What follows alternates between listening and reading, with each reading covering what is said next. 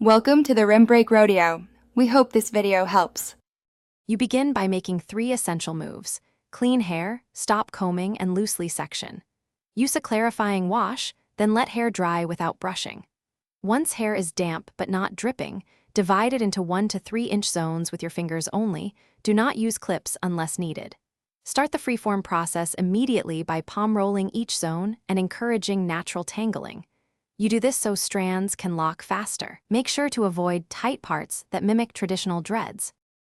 Now you deepen the locks by promoting friction and knotting.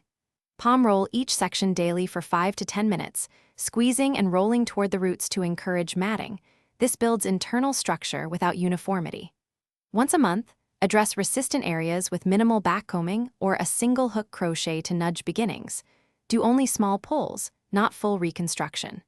Wear a loose cap or silk scarf at night to reduce loose shedding. This balance preserves the natural freeform look while accelerating secure locking.